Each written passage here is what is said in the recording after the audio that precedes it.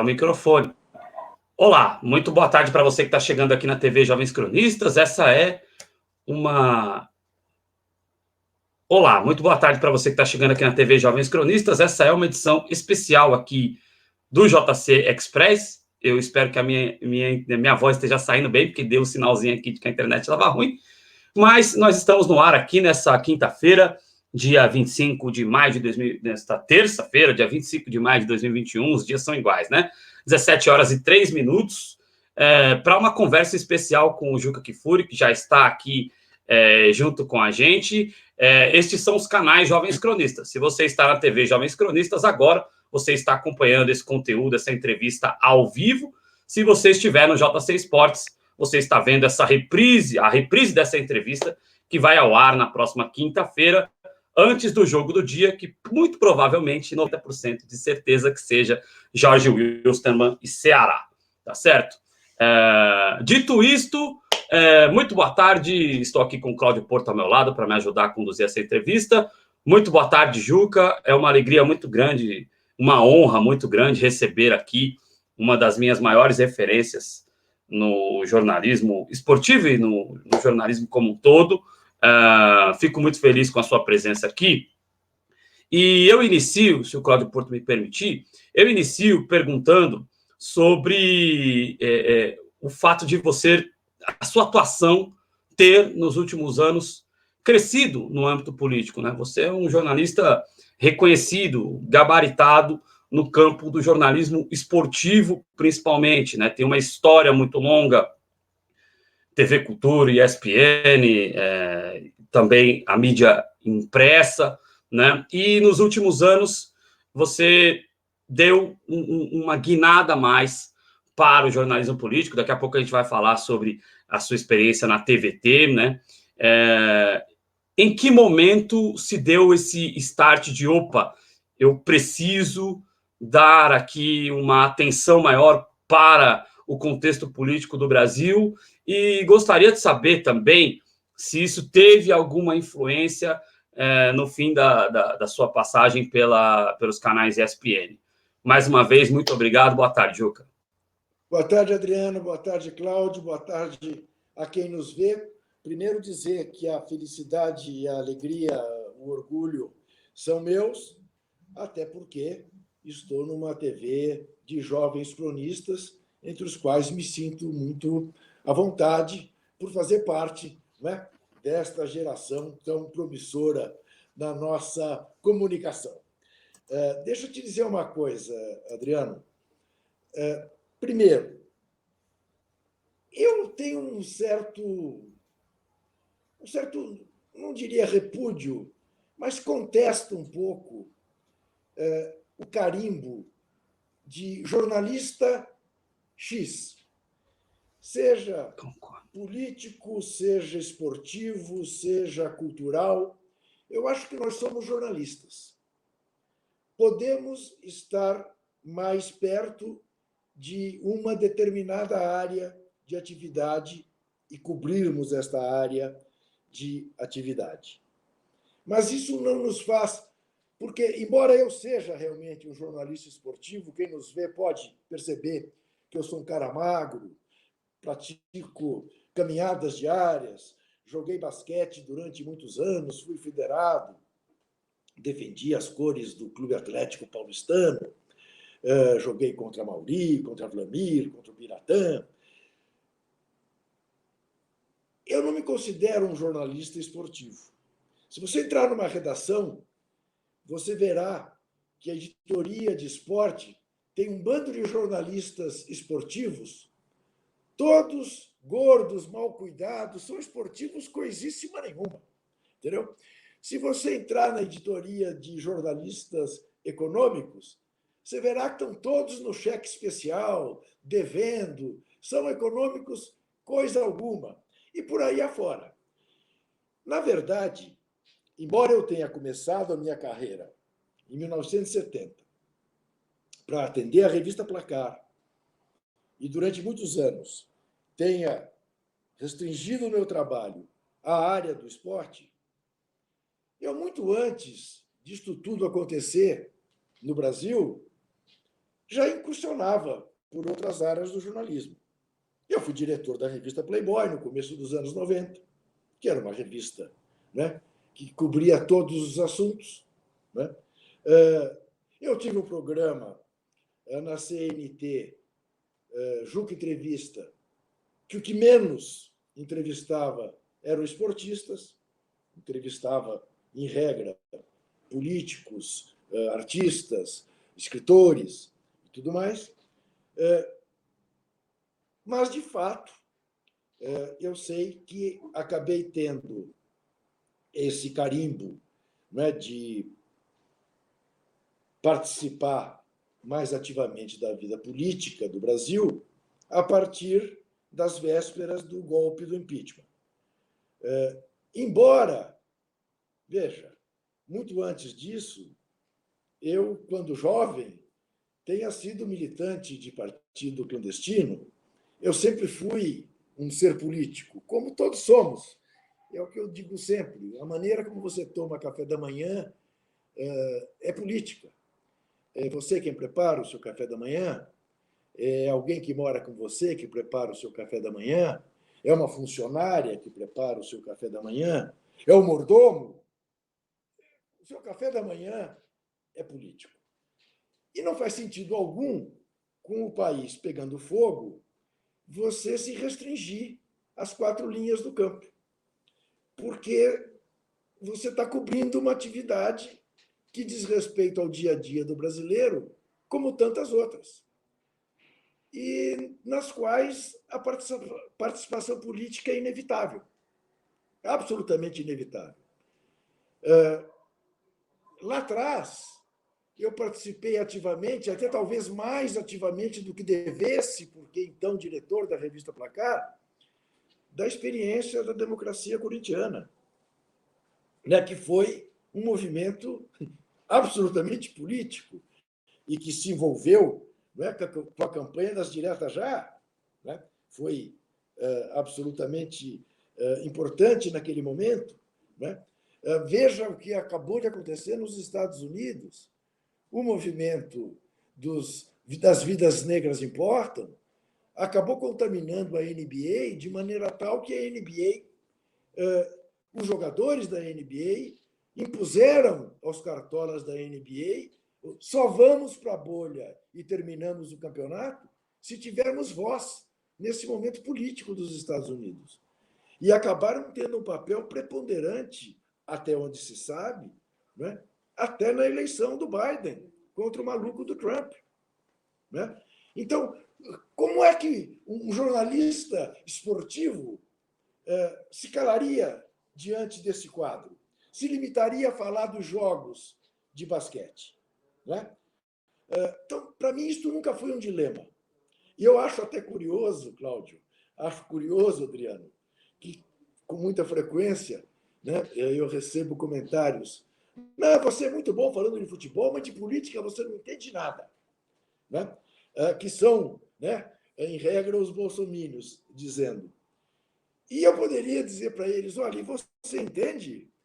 Você acha que você entende, apoiando quem você apoia? E o que você estudou? Eu, por exemplo, estudei Ciências Sociais na Universidade de São Paulo. Eu comecei a fazer pós-graduação em política com o professor Francisco Vefort, que foi um dos fundadores do PT e depois ministro da Cultura do Fernando Henrique. Né?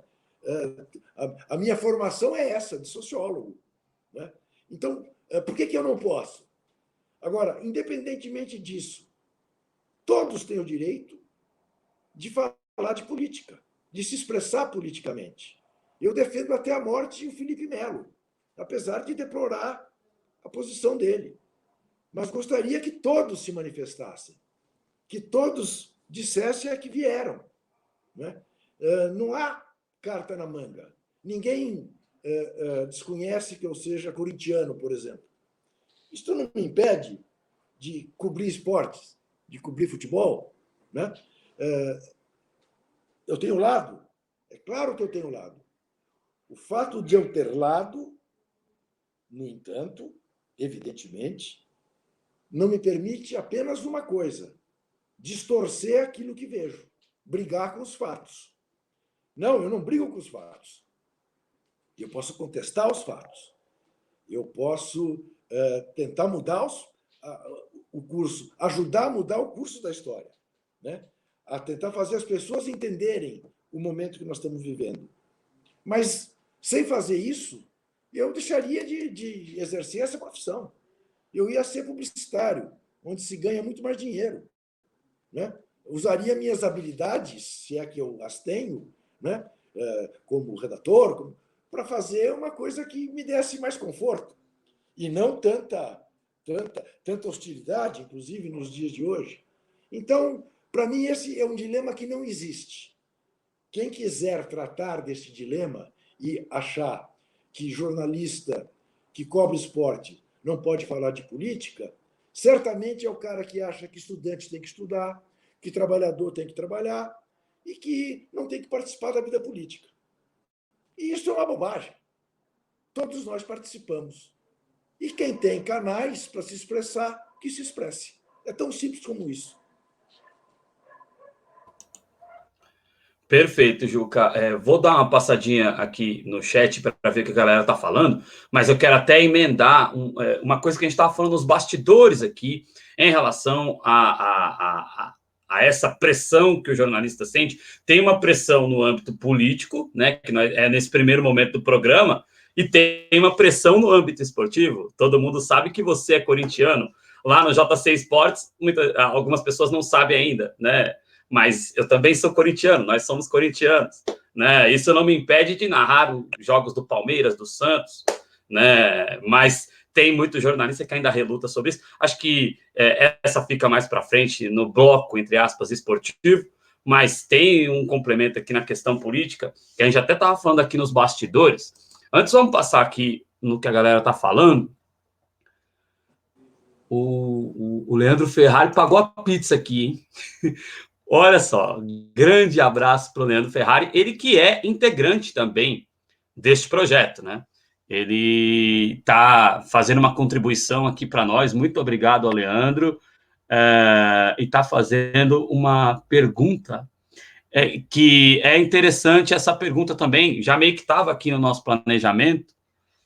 Eu vou deixar essa pergunta um pouquinho mais para frente, porque tem uma outra pergunta, Leandro, fique por aí, para emendar com essa, inclusive sobre a questão dos dirigentes do futebol brasileiro, né, a irresponsabilidade com o dinheiro dos clubes, e como isso influi no péssimo nível. Acredito que é ponto passível entre nós três, entre mim, o Juca e o Cláudio Porto.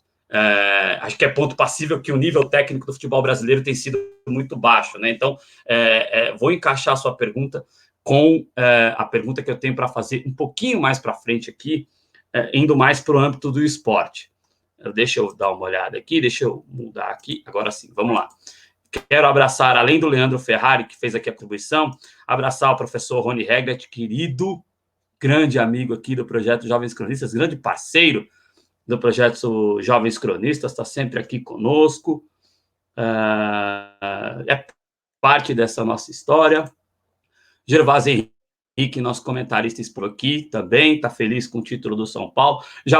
Já que tem que revelar o time aqui, como o Juca, como eu, como o pessoal lá do Esporte Interativo sempre fez, tem que dar nome aos bois aqui. O Esporte Interativo foi o primeiro veículo de mídia esportiva que você sabia, desde o âncora, passando pelos comentaristas até o repórter, qual que era o time de cada um, né? Inclusive as repórteres lá, a Aline, a Bruna Deltri, que agora está na Record, sofreram algumas hostilidades em estádios de futebol por serem flamenguistas, né?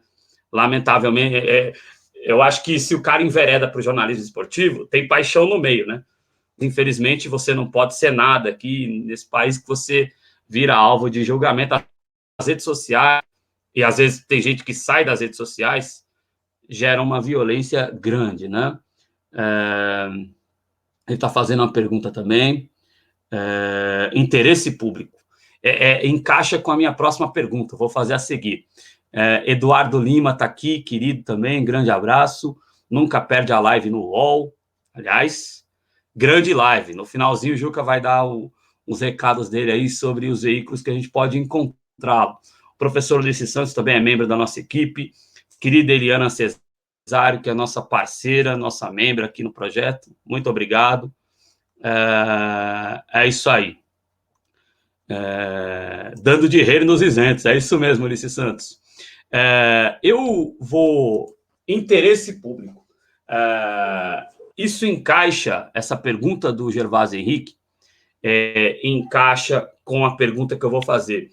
Os jornalistas ditos esportivos, os jornalistas que são especializados em esportes, sempre procuraram, né, Juca, você é testemunha disso, sempre procuraram se manter fora do debate, do espectro político, né?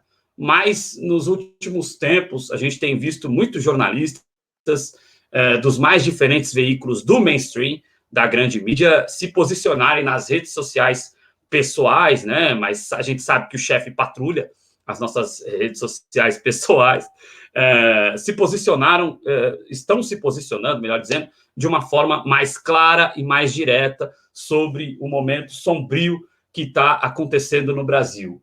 Como é que você enxerga isso? Foi por livre e espontânea pressão que estes nossos colegas passaram a se manifestar mais sobre o que está acontecendo, esse estado de barbárie que nós estamos vivendo no Brasil, Juca? Pois é, veja, é aquilo que a gente vinha, já tinha tocado. Como calar? Exemplo que eu dei. Como um jornalista que cobre basquete nos Estados Unidos poderia passar ao largo da movimentação dos jogadores da NBA? Como é que um jornalista brasileiro que cobra futebol pode calar diante de 450 mil mortos, quando ele está cobrindo eventos, em regra, em casa, quando os estádios estão vazios, que o torcedor não pode ir, quando times inteiros são prejudicados pela Covid? Como é que ele faz de conta que isto é uma coisa secundária? Ele vai falar do jogo, apenas do jogo. Ele não vai fazer nenhuma menção ao fato de que temos no Brasil um governo genocida que desfez da pandemia, que é contra o isolamento social, que estimula as pessoas a não usarem máscara, que propõe remédios que a ciência rejeita para tratar da doença. Como ele ignora isso tudo? Veja bem, como eu dei o exemplo, não é, do café da manhã como ato político. O jornalista que disser, num programa de televisão, no seu podcast, na sua coluna, no rádio, olha, amigo, use máscara, fique em casa se puder, ele está cometendo um ato político. Ou, o que fizer ao contrário, do mesmo jeito. O que disser, não, esse negócio da pandemia é uma bobagem, isso aí é uma plantação chinesa para tomar dianteira no mundo econômico. Isso aí é um lobby da indústria farmacêutica. Estará adotando uma postura política de apoio ao governo genocida. É impossível você calar diante disso, a menos que você seja um alienado, ou a menos que você faça o pior tipo de política que há, que era aquela que era feita por João Havelange. O que o João Havelange dizia quando presidente da FIFA? A FIFA é uma instituição apartidária. A FIFA não quer saber de política. A FIFA quer saber de futebol. Bom, com isso ele se permitia fazer o pior tipo de política possível, porque ele andava de braço dado com os ditadores africanos, ele andava de braço dado com os ditadores latino-americanos, ele fez uma Copa do Mundo na Argentina em 78, sob a ditadura crudelíssima do general Videla, uma final de Copa do Mundo que foi disputada no Monumental de Núñez, a 500 metros da Escola da Marinha Argentina, que tinha ali um presídio onde mais se torturava e matava opositores da ditadura, em nome de não fazer política. Então, isto é além do mais, uma atitude profundamente hipócrita, cínica, mentirosa, porque todos fazem política. Então, isso chegou à imprensa esportiva brasileira. De alguma maneira, a sociedade brasileira hoje exige das pessoas que elas se posicionem contra ou a favor. Felizmente, de alguns tempo para cá, os posicionamentos, não apenas da imprensa, mas da sociedade, têm se revelado contra o que está aí, porque está insuportável viver sob o que está aí. Perfeito. Cláudio Porto, por favor. Boa tarde, Adriano. Boa tarde ao nosso espectador. Boa tarde ao Juca. Vou aproveitar a oportunidade aqui, Juca, para emendar duas perguntas em uma. E eu sempre costumo dizer que contra a orientação de professores de jornalismo, né? Ou os bons professores de jornalismo que sempre orientam a fazer uma pergunta de cada vez. Mas assim, é para a gente fechar um bloco e já iniciar um outro. Porém aberta, bloco, né? Isso. Então, o Juca, eu fiquei muito curioso para saber de você o que você mais escuta, porque a gente entende que, diante do que está aí, as pessoas têm sido obrigadas a se posicionar. E, como você bem lembrou, se posicionar tanto para um lado como para o outro. A pessoa também tem a opção e a escolha de se posicionar a favor do que nós estamos acompanhando. Então, assim, o que mais você escuta, né, quando as pessoas se colocam, quando as pessoas estão nessa posição de, poxa, agora eu vou ter que me posicionar, o que elas mais falam? Eu me refiro aos jornalistas mesmo, às redações, né? Diante de tudo isso, qual é a reação? E aí, para iniciar um outro bloco aqui, você falou do impeachment da ex-presidente Dilma Rousseff e daquele momento histórico. E a gente tem observado que esses últimos 6 anos têm sido anos de vários eventos históricos. Um outro grande evento histórico foi a prisão do ex-presidente Lula. E aí, eu acredito que essa pergunta emenda na primeira, por quê?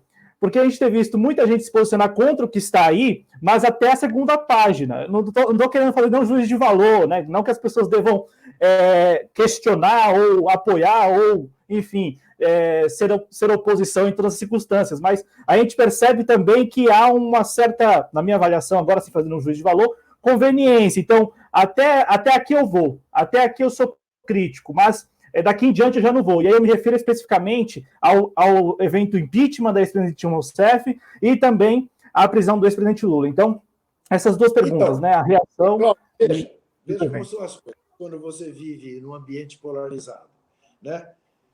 Os problemas educacionais brasileiros, evidentemente, refletem uma série de coisas, né? E exacerbam esta série de coisas. Eu, durante muitos anos, fui taxado de tucano. E isto se agravou. Bom, havia motivos para que eu fosse taxado de tucano. Eu fui aluno da professora Ruth Cardoso, né, que foi primeira-dama do país, casada com o presidente Fernando Henrique. Eu fiz um grupo de estudo que era orientado pelo Fernando Henrique, quando ele era caçado pelo golpe de 64. Eu participei de um comitê de esportistas na campanha dele para prefeito de São Paulo e depois para a presidência da República, né? Então, havia motivos para que eu fosse taxado de tucano, embora eu jamais tenha me filiado a nenhum partido legal no Brasil. E legal por isso, que a partir do momento da redemocratização brasileira, eu achei que não fazia sentido nenhum eu, como jornalista, ser filiado a nenhum partido. Jamais me filiei, né, para preservar a minha independência. Mas o rótulo de tucano aumentou porque eu fui um crítico ácido, né, tanto da Copa do Mundo quanto da Olimpíada no Brasil, da forma como os dois eventos foram organizados. E aí eu apanhava do PT uma barbaridade. Complexo de vira-lata, acha que o Brasil não tem capacidade, não sei o quê. Bom, nós vimos quem tinha razão, né?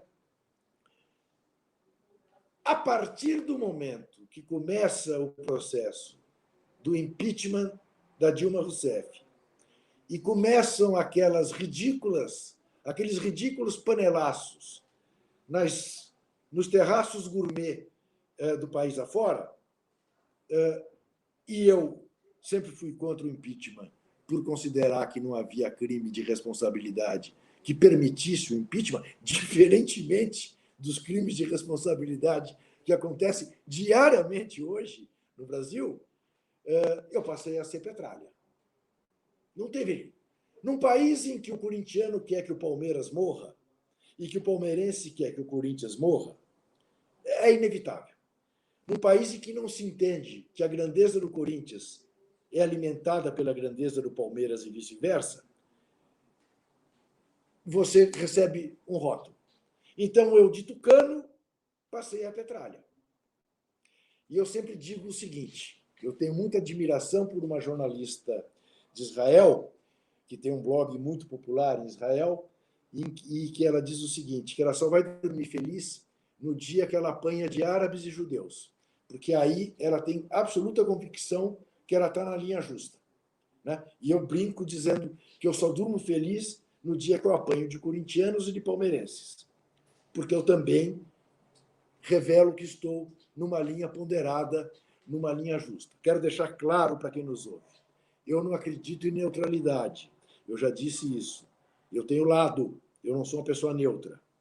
Eu acredito em busca da imparcialidade, em busca de contar os fatos como você os vê. Qual é a nossa função na vida? É iluminar o fato e relatá-lo, independentemente deste fato te agradar ou não. Você pode depois dar a sua opinião sobre o fato, lamentar ou se regozijar com o fato, mas você não pode transformar este fato naquilo que você gostaria que ele tivesse sido. E aí, o que eu te diria, os jornalistas, eles acabam, de alguma maneira, obrigatoriamente, tendo que revelar de que maneira eles encaram a vida.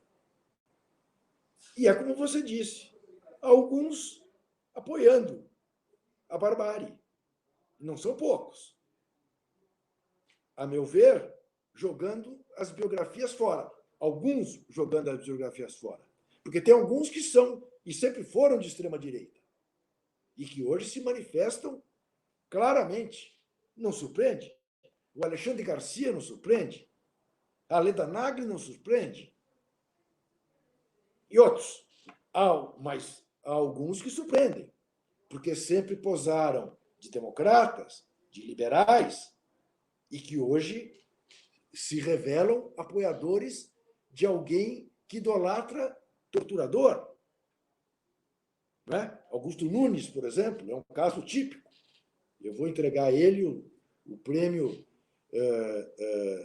de jornalista mais extremista do país. Porque sempre era chamado de senador. E hoje é essa coisa deplorável que a gente vê nos pingos dos is na Jovem Pan. Né? É do jogo. É do jogo. Ao mesmo tempo, você tem jornalistas que apoiaram o impeachment e que, à medida em que o tempo foi passando, se deram conta de que realmente tinham exagerado, que não havia crime. Apoiaram a prisão do Lula e se deram conta que não havia crime. Aí viram o justiceiro Moro ser desmoralizado no Supremo Tribunal, ser posto como alguém suspeito para julgar, que é o que de pior pode acontecer para um juiz. E aí mudaram de posição. E eu aplaudo, evidente que eu aplaudo. Né? O tio Rei é um caso acabado, né? desta metamorfose. Né? E diga-se a favor dele, não foi de pouco tempo para cá. Ele percebeu logo no começo do processo. Né? E este sim, um cara, um jornalista de direita, mas absolutamente democrata, obediente da Constituição, adotou as posições que adotou. Né? É o jogo. Esse é o jogo. E temos que jogar esse jogo. E quem tiver mais garrafa velha para vender vai ser vitorioso. Eu vejo, não sei em que medida, mais desejo do que vejo, mas vejo o Brasil buscando uma luzinha no fim do túnel. Ô, Juca, e só para complementar mesmo, e é do jogo também que a gente tenha pessoas que reconhecem parte do processo, mas não todo o processo, né? Sem dúvida. Então, veja bem, o Cláudio, deixa eu te dizer uma coisa.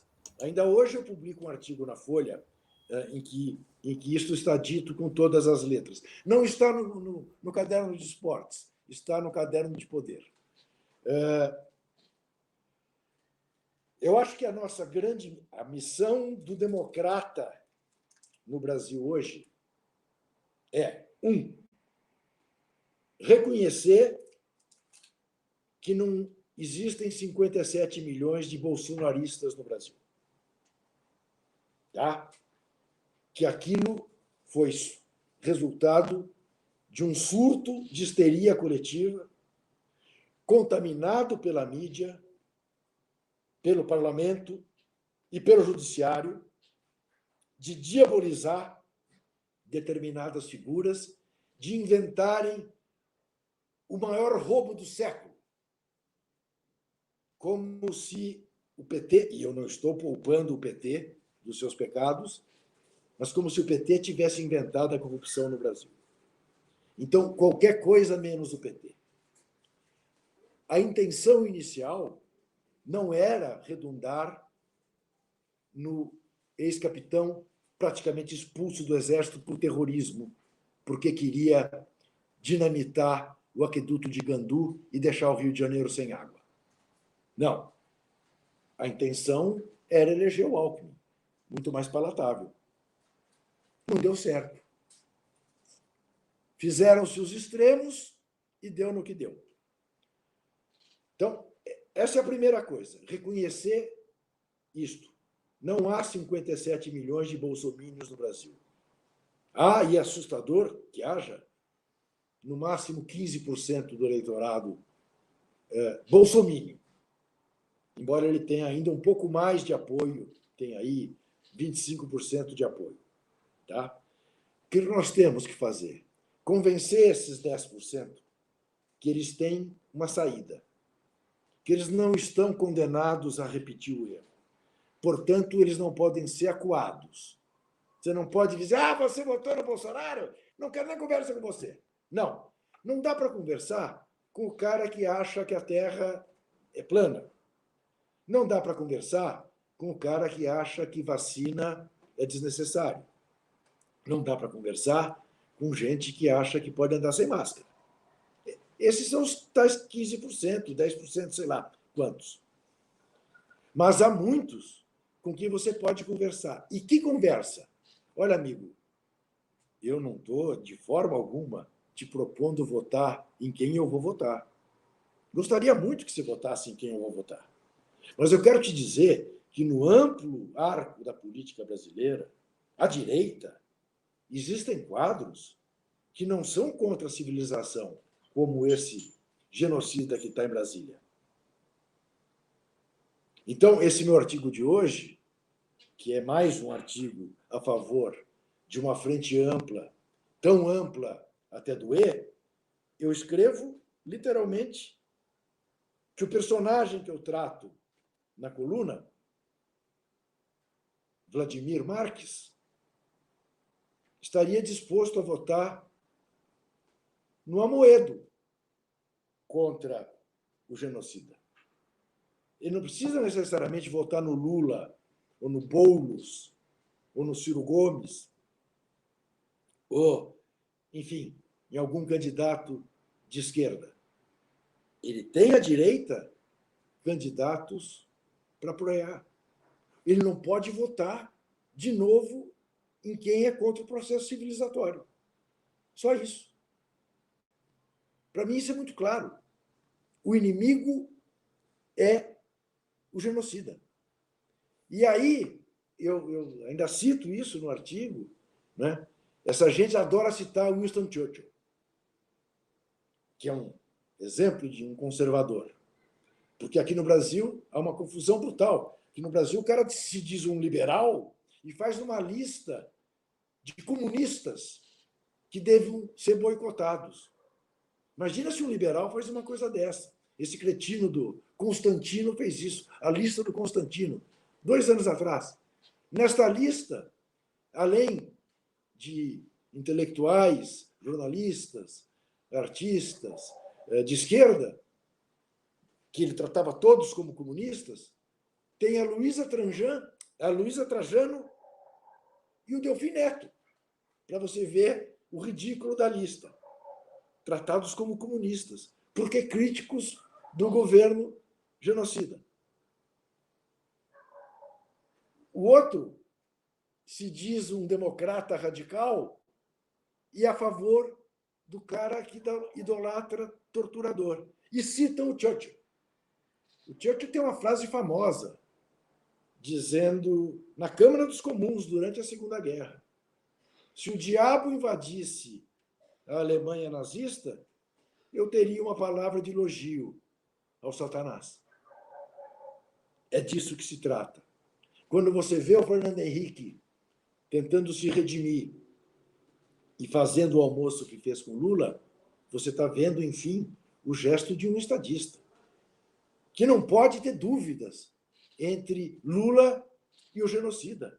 Como não podia, a meu ver, caber dúvidas entre o professor Haddad e o ex-capitão terrorista. É só você pensar assim, quem você prefere que venha jantar na sua casa? Um que corre o risco de cuspir no chão ou o outro, que é um cidadão exemplar? Entendeu?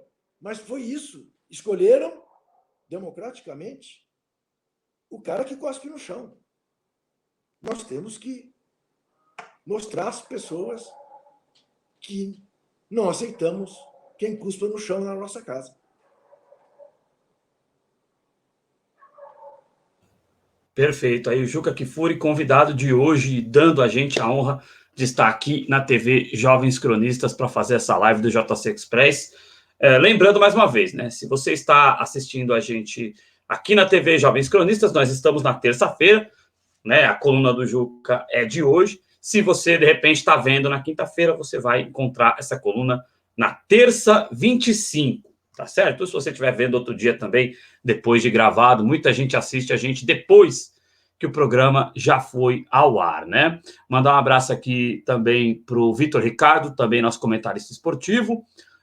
Daqui a pouco eu vou trazer uma pergunta dele interessante aqui sobre dirigentes, né?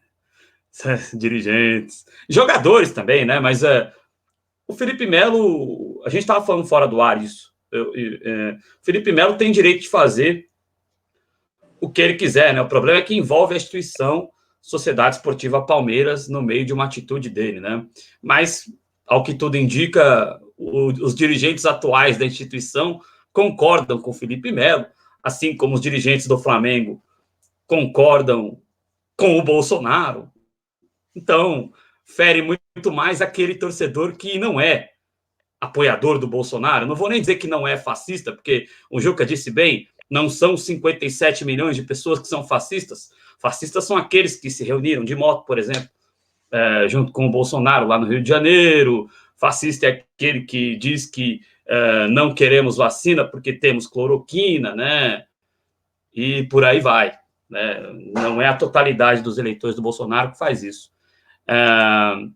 Andréa Sanazaro, querida, que tem programa quinzenal aqui aos sábados, sempre às 5 da tarde. Beijo para a querida Andréa.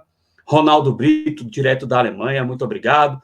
Paulo Andrade, o Arthur Luiz está lá no Rio de Janeiro, nosso cronista de hoje, do JC Informa, a partir das 9 da noite. Arthur Luiz, do Rio de Janeiro, sempre com opiniões muito abalizadas na nossa análise das notícias do dia, né? É, bom comentário, bom comentário. A gente perdeu um corintiano incrível, que foi o Sócrates, né? Mas temos aí a democracia corintiana reforçada nestas duas grandes figuras, né? Eu também sou um corintiano democrata, mas sou bem pequenininho. Bom, ô Juca, deixa eu perguntar para você o seguinte. Primeiro, uma observação, se você quiser falar sobre, fica à vontade. Você citou o Reinaldo Azevedo, né? Vejo nele, já fui bem mais desconfiado, mas vejo nele, sim, hoje, uma reflexão sincera. Mas, primeiro que eu acho que tem muito do nicho de mercado também. Alguns se arrependeram, entre aspas, porque hoje é um grande nicho de mercado também. Você está contra a barbárie, né? Você estar ao lado da barbárie é um nicho de mercado. Rodrigo Constantino, que você citou, Augusto Nunes, que, segundo pessoas que já trabalharam com ele, nunca foi fluxicheire, assim, eles estão nesse nicho. Mas é um nicho de mercado também. Você, eu sou democrata, cara, sou contra o Bolsonaro. Se caísse o Mourão, iriam apoiar integralmente as pautas bolsonaristas. Se caísse o Bolsonaro e entrasse o Mourão, né?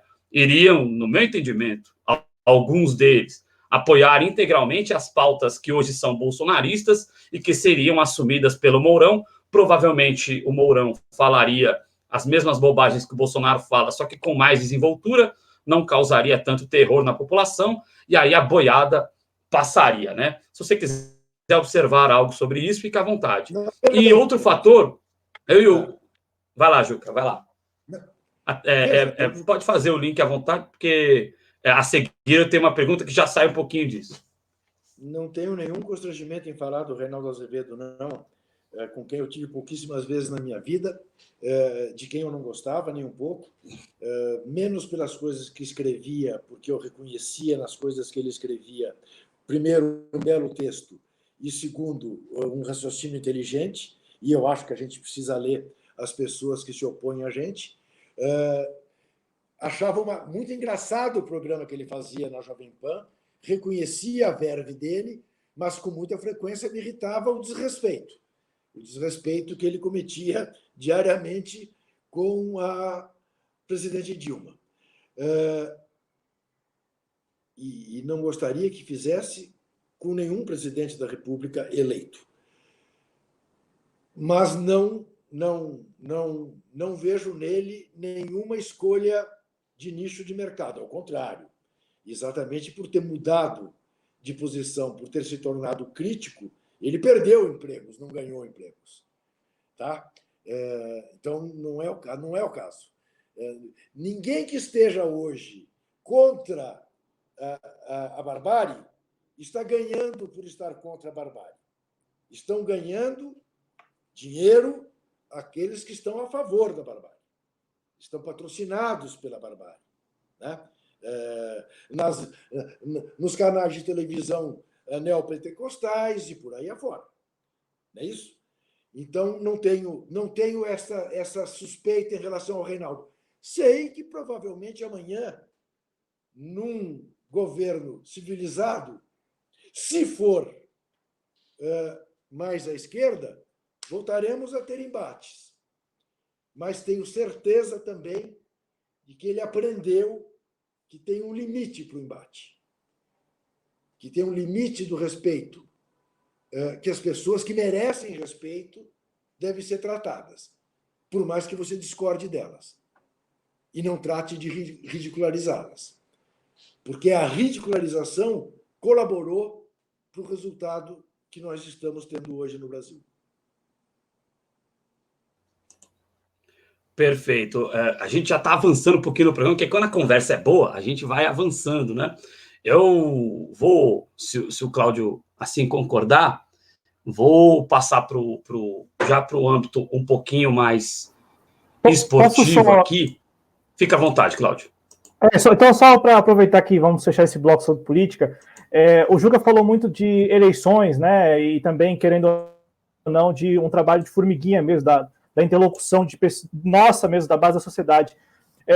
O que você acha, Juca, que pode ser feito neste ano de 2021, antes mesmo de 2022, antes mesmo daquele período de campanha eleitoral, uma vez que, como você bem lembrou, você tem uma parcela da sociedade que apoia fielmente o governo, mas também tem uma parcela da sociedade que, na nossa análise, na nossa avaliação, está um tanto alheia a todo esse processo. E aí, de repente, no ano que vem, pode vir a ser novamente, enfim, não digo surpreendida, mas pode vir a ser usada, ou, enfim, pode receber informação cruzada e, de repente, reforçar e validar um novo mandato para o tal governo, né, para o tal desgoverno.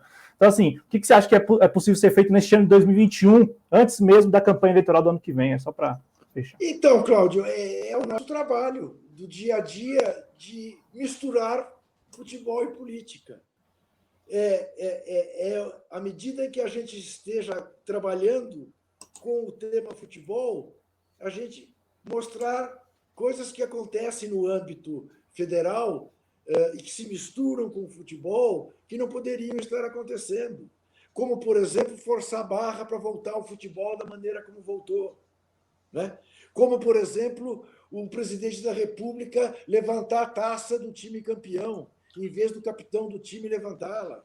E a direção do clube aceitar isso de bom grado. Esta mistura, né, que o Flamengo fez com o genocida, que é um desrespeito à imensa torcida rubro-negra que não é bolsominion, que se envergonha desse ato. É não se fazer de cego para as coisas que estão acontecendo. É uma maneira de você ir chamando as pessoas à reflexão, a pensarem, sem temer ser rotulado.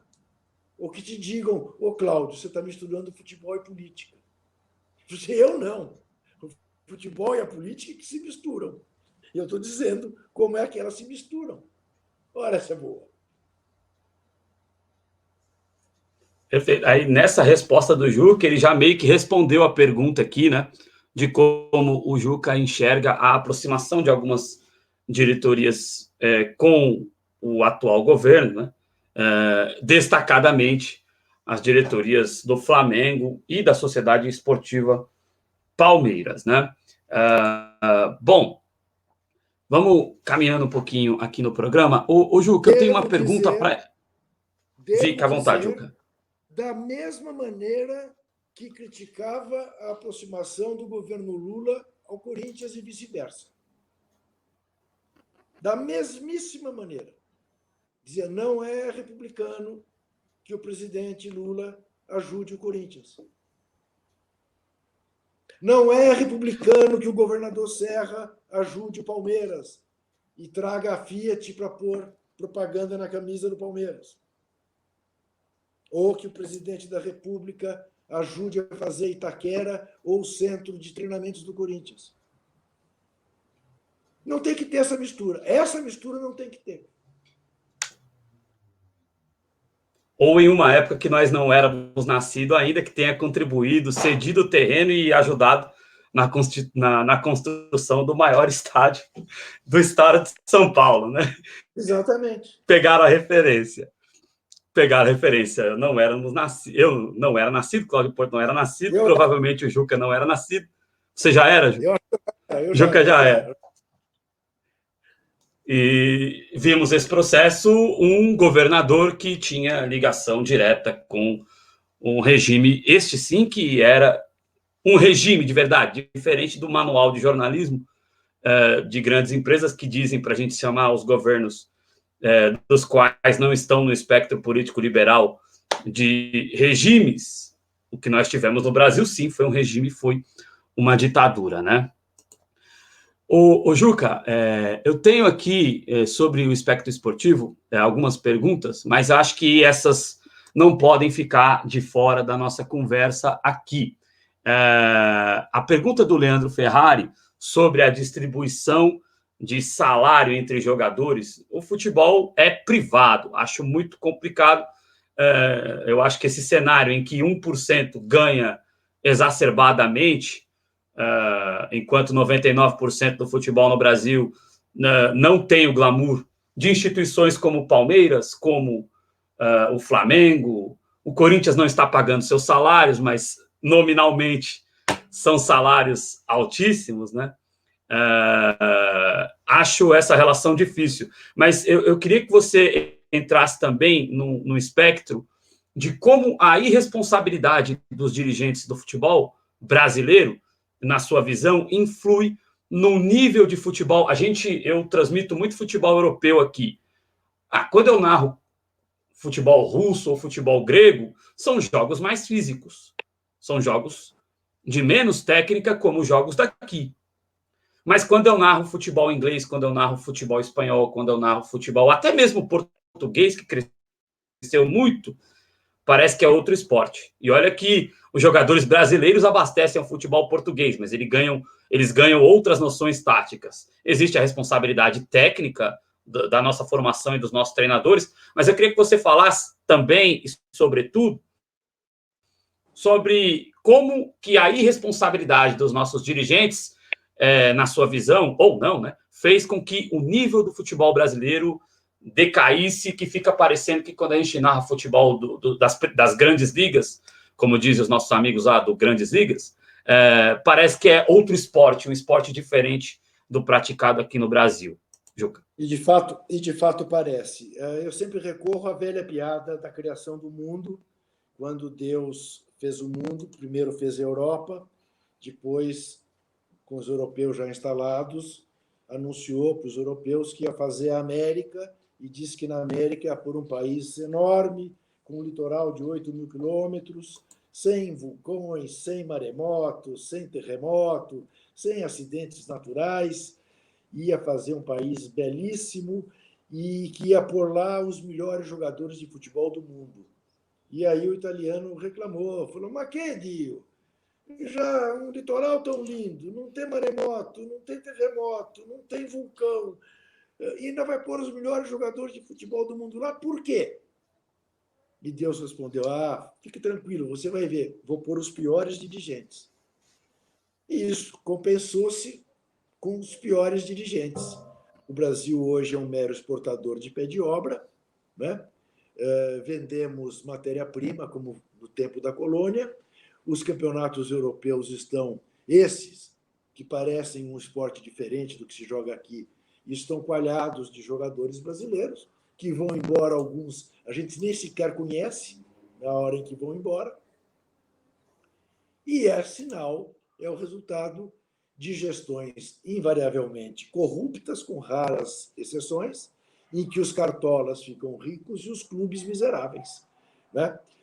Em que não há distribuição correta de renda entre os clubes para que haja equilíbrio, né? Como se faz, por exemplo, na Premier League, onde não há piso nem teto salarial, onde há uma balbúrdia que redunda nisso. O futebol brasileiro é administrado ainda como se estivesse na primeira metade do século XX. E nós já estamos nos encaminhando para a segunda do século XXI.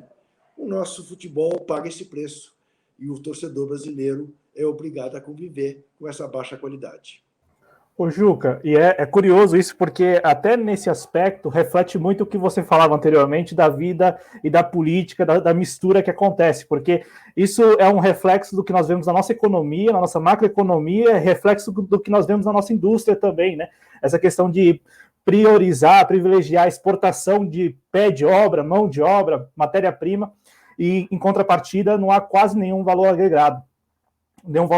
Mas a minha pergunta, ô Juca, ainda hoje, e eu sou atleticano, e eu tenho aqui acompanhando o chat que já se manifestou falando também que boa parte da torcida do Atlético não concorda com os posicionamentos políticos da diretoria e também dos seus conselheiros, mas assim, eu tenho observado que o Atlético tem seguido a cartilha da dirigentes aí de muitos anos, que é você investir pesado e encontrar recursos financeiros.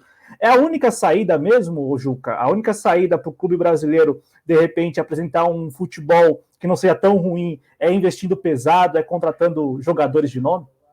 Ô, Cláudio, eu acho que isso aí pode ser o resultado de uma gestão moderna. Uma gestão moderna passa necessariamente pela criação das sociedades anônimas do futebol. Enquanto nós não tivermos um modelo de gestão que seja adequado aos tempos em que nós vivemos, o que você pode ter? Você pode viver de uma mecenas, como o Palmeiras está vivendo hoje em dia. Ou de um mecenas, como o Galo está vivendo hoje em dia. E se ele cansar da brincadeira? E se ele brigar com o presidente e tirar as coisas, for embora? O que sobra? Quando a Parmalat saiu do Palmeiras, o Palmeiras caiu para a segunda divisão. Quando saiu do Corinthians aquele mafioso russo, Berezovski, e seus apaniguados, o Corinthians caiu para a segunda divisão. Os modelos de gestão no Brasil não são autossustentáveis. Nem sequer você tem a garantia de que o Flamengo tenha se tornado autossustentável. Vamos ver, tomara que sim. Mas você não tem essa garantia ainda. Você não sabe o quanto a gestão saneadora do Flamengo possa estar sendo hoje solapada pelos novos gestores bolsonaristas. Ainda mais em tempos de pandemia, que terão uma desculpa. Mas será que estão gerindo o clube com responsabilidade fiscal? Não sabemos. Então, você só pode investir, contratar, quando você tiver uma base sólida, que é o que falta à esmagadora maioria dos nossos clubes.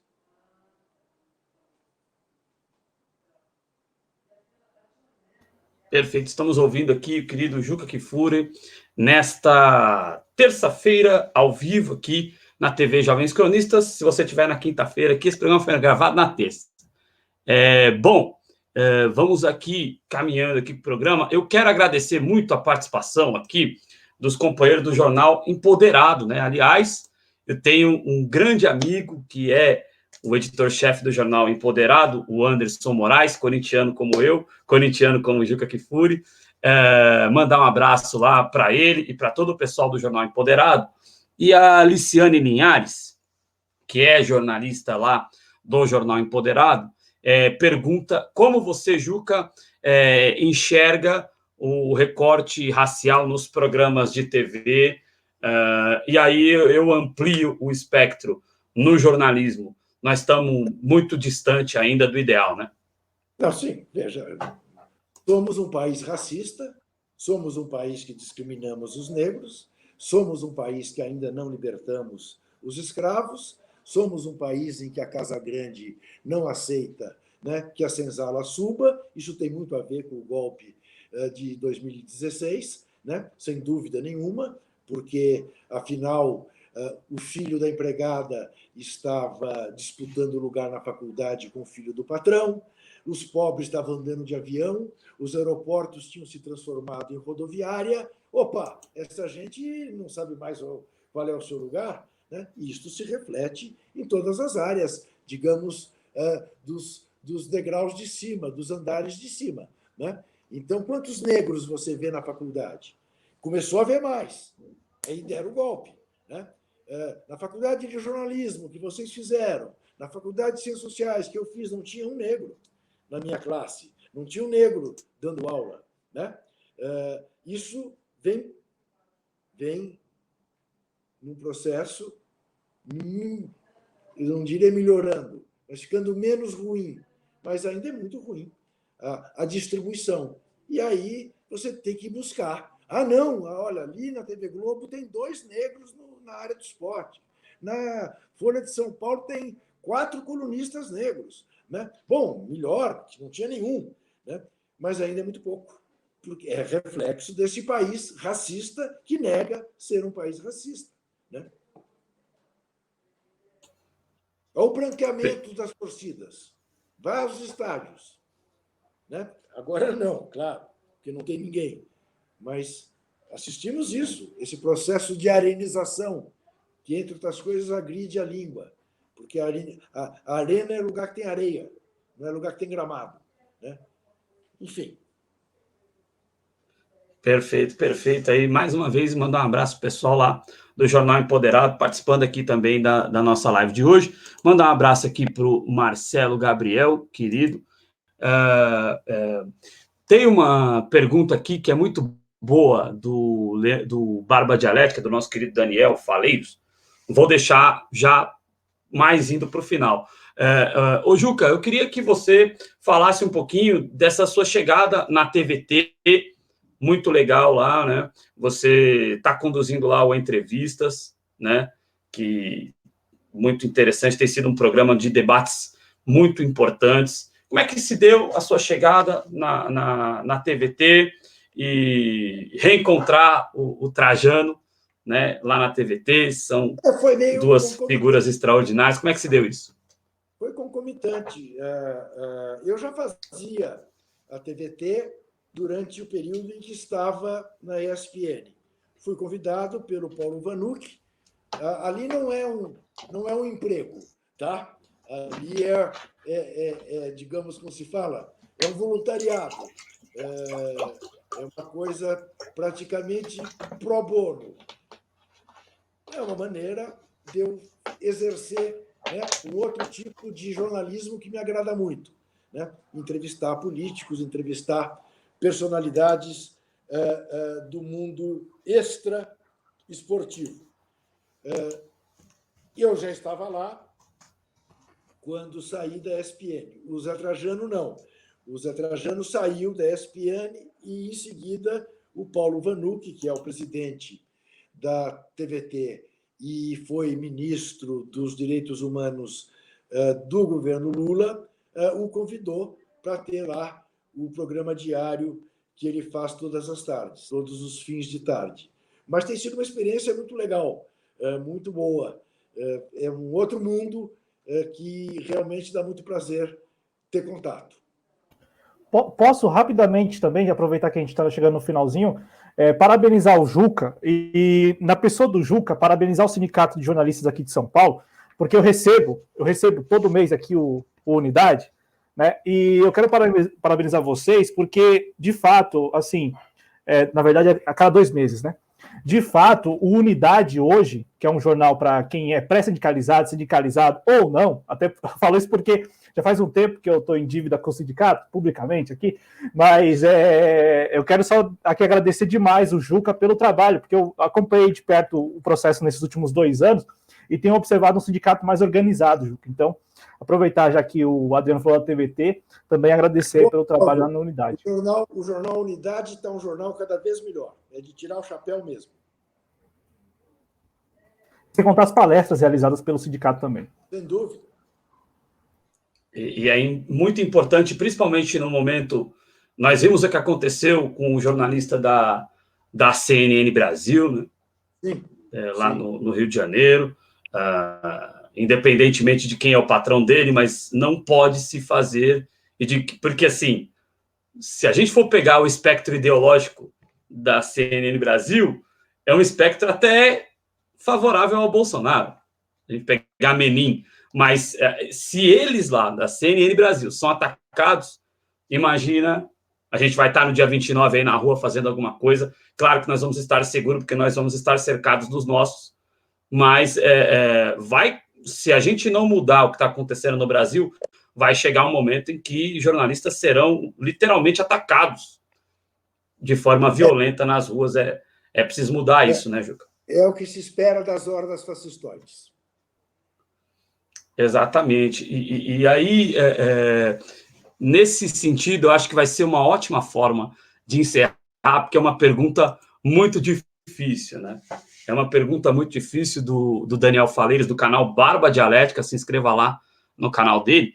Ele está perguntando como desalienar o povo, uma vez que os partidos, na visão dele, e eu concordo, estão em débito, eu vou usar essa palavra, né? Já não fazem, é uma sentença. Estar em débito significa que eles podem melhorar, já que os partidos estão em débito com esse trabalho, e fique à vontade para anunciar, Juca, onde a gente encontra o seu trabalho, e também se a gente fez alguma pergunta que você gostaria de responder, se a gente não fez alguma pergunta, parafraseando aqui Abu, né? Grande Abu. Se a gente não fez alguma pergunta que você gostaria, fique à vontade também. Não, a conversa foi muito boa. Eu sou encontrado 3 vezes por semana, aos domingos, segundas e quintas, na Folha de São Paulo, diariamente às 5 para 7 da manhã na Rádio CBN, tenho meu blog no UOL e toda quinta-feira, 9h30 da noite, na TVT, além dos canais da TVT no YouTube e no Facebook. Veja bem, barba dialética. Estamos num momento muito difícil, né? Porque isso já foi feita referência aqui ao ato do dia 29, que, inclusive, ainda não é uma coisa consensual. Tem muita gente, né, que quer ir, mas que acha que não deve ir, que não pode ir, porque, enfim, será uma atitude que não será coerente com o que a gente tem dito sobre aglomerações. Nós estamos há mais de um ano numa pandemia. Então, é difícil você ir às ruas, falar com o povo, fazer comício, né? Não está fácil fazer isso tudo. E isso prejudica também o trabalho, né, partidário, né, de quem é contra esse estado de coisas. Mas eu diria para você que é um trabalho de formiguinha. É o que a gente puder fazer, ir fazendo nos nossos espaços, no supermercado que a gente vai, ao dentista que a gente vai, ao metrô que a gente toma eventualmente, né? E conversar com as pessoas e mostrar que nós estamos vivendo um retrocesso brutal no Brasil. O Brasil retroagiu 50 anos em 2, né? Em 2, em 3, do Temer para cá, né? E precisamos retomar. Tivemos uma porção de direitos roubados, né? Que terão que ser restituídos. Estamos vendo o que se faz na Amazônia, no Pantanal, mais difícil de recuperar, né? Porque são queimadas importantes, são graves prejuízos à natureza. Mas, como eu sempre digo, né, quando termino os meus programas na TVT, desesperar jamais, gente. Vamos em frente. Temos muito o que fazer e temos de fazer. Faremos. Muito obrigado pela atenção. Foi muito legal conversar com este canal de jovens. Me rejuvenesceu. Um abraço para todos. Uma honra para nós ter te recebido aqui, Juca Kfouri. Agradecer ao Juca, agradecer a todo mundo que participou do chat. Também quem está vendo depois, deixa o seu comentário. Quem está vendo essa entrevista na reprise no JC Esportes, deixa o seu comentário abaixo do vídeo. E uma grande honra ter recebido aqui Juca Kfouri. Abraço também para Marcelo Gabriel, um abraço para todo mundo, um abraço para a galera também que acompanhou no Twitter esta entrevista. Fica também salvo lá, fica também gravado lá no Twitter. Muito obrigado, gente. Esse foi o JC Express especialíssimo dessa terça-feira. Esta foi a entrevista com o Juca Kfouri aqui nos canais Jovens Cronistas. Muito obrigado e até a próxima, pessoal.